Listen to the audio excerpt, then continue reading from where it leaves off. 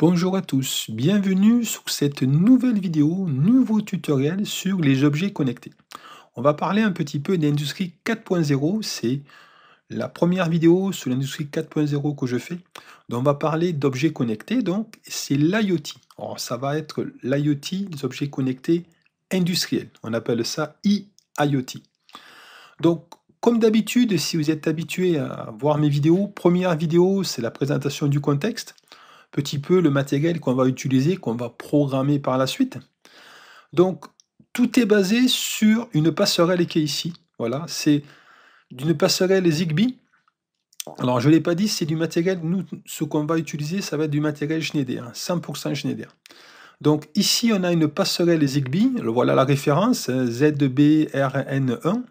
1 quand c'est Modbus TCP, je vais expliquer après.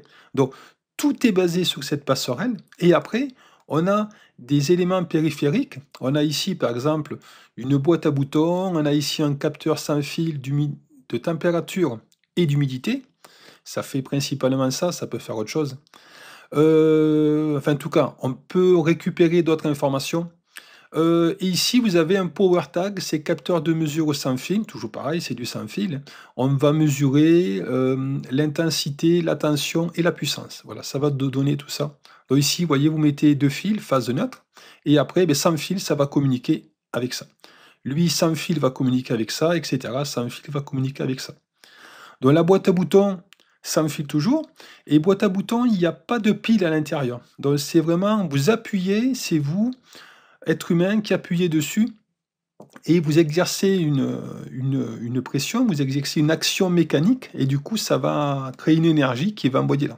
Donc, tout ça pour vous dire, on va créer une énergie, mais il ne faut pas que ça consomme beaucoup, il ne faut pas que ça utilise beaucoup d'énergie pour envoyer les données. Alors, c'est envoyé par du sans fil, du Zigbee. Alors, vous connaissez peut-être le Bluetooth, vous connaissez le Wi-Fi, donc chacun a un avantage et un inconvénient, hein. Je pense au Wi-Fi.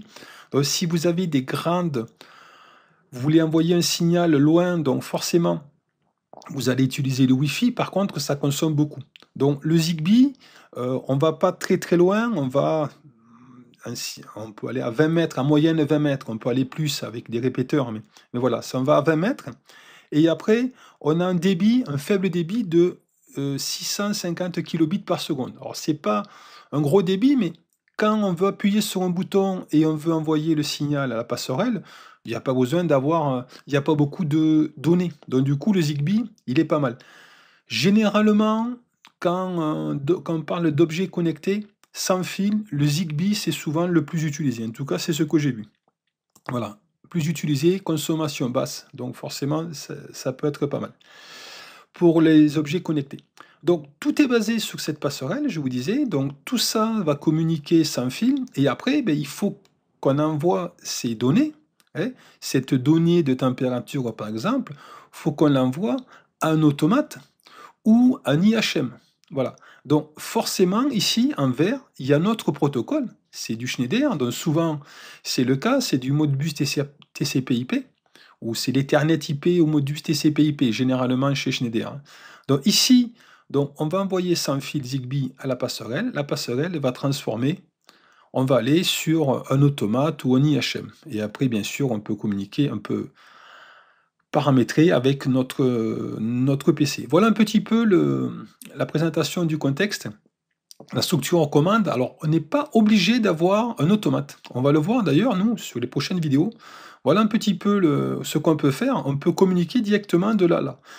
Une fois que la passerelle est paramétrée, une fois que l'IHM est paramétré, après, ben, simplement, il n'y a pas besoin d'automate. Donc, la passerelle va envoyer les données là-dessus. Et nous, c'est ce qu'on va faire dans un premier temps. Donc, alors avant, bien sûr, de travailler sur l'IHM, on va paramétrer, il faut qu'on appaire le bouton poussoir, les boutons poussoirs jusque-là, ça ici. Bon, il y a plein de choses à faire avant de travailler sur l'IHM. On va y aller petit à petit. Alors un petit peu, je vous mettrai les descriptions de tout le matériel dans la vidéo, mais voilà un petit peu comment, ben, c'est des captures d'écran que j'ai fait, hein. Donc ici, vous avez la passerelle, donc ZBRN1, et ici, alors, si vous achetez la passerelle ZBRN1, ben ça fonctionnera pas. Il faut, si vous voulez communiquer avec un IHM ou un automate, ça marchera pas. Il faut acheter, vous l'avez ici, ce petit boîtier, ce module de communication, donc justement, qui va transformer le Zigbee en Modbus TCP/IP.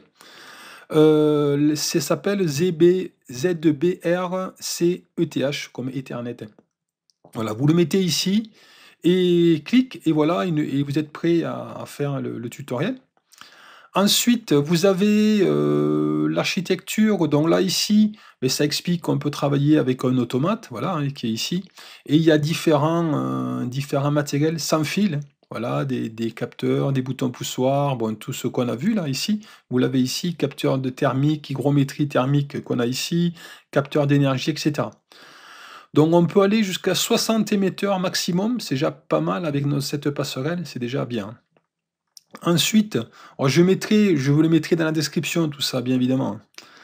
Ici, on explique qu'on peut travailler avec un automate, et bien sûr, l'avantage de l'automate, c'est qu'on peut actionner des sorties, donc en fonction de, mettons, de la température qui vient d'ici, là, sans fil, on va à la passerelle, on travaille en mode bus TCP/IP à l'automate dit, si la température est trop élevée, par exemple, on met en route le contacteur, le préactionneur qui va mettre en route un moteur. Voilà, un exemple qui me vient à l'esprit. Ensuite, ici, c'est les fameuses distances. Je parlais de 20 mètres. Voilà, on est à peu près bien. Donc ici, on a une armoire métallique. Alors, bien sûr, tout dépend de l'épaisseur de l'armoire métallique, mais tout dépend du matériau, hein. Donc 25 mètres comme ça, sans rien, hein. Et après, si vous avez une antenne relais, on peut aller à 40 mètres. Et il existe une antenne extérieure, hein, là où on peut aller sans rien directement 60 mètres. Voilà, une antenne qu'on met ici, elle se raccorde, on peut le voir, elle se raccorde là-haut, on le voit, elle se raccorde quelque part par là, l'antenne, quoi. Donc et après, voilà, ici, je mets une explication, donc on va le voir la prochaine vidéo, mais un petit peu, ce qu'il y a, vous avez des LED, hein, et donc 1, 2, 3, et c'est la signification par rapport si les LED est fixe, clignotante, jaune fixe, jaune clignotant, voire ça nous dit c'est pour faire un diagnostic, voir les différents problèmes qu'il y a. Donc voilà, voilà pour cette vidéo de présentation. Donc petit à petit, maintenant, on va paramétrer tout ça, hein. On y va, des petites vidéos courtes, vous êtes habitués. Si vous regardez mes vidéos courtes pour un petit peu, au final, donc avoir sur l'IHM toutes les données de puissance, de tension, courant. Ici, les capteurs de l'humidité, température, zone 1, zone 2. Ici, j'appuie sur un bouton marche, j'appuie sur le bouton arrêt qui va allumer une sortie, par exemple. Voilà, un petit peu. C'est ce qu'on va faire par la suite, donc petite vidéo à venir. Voilà pour cette vidéo.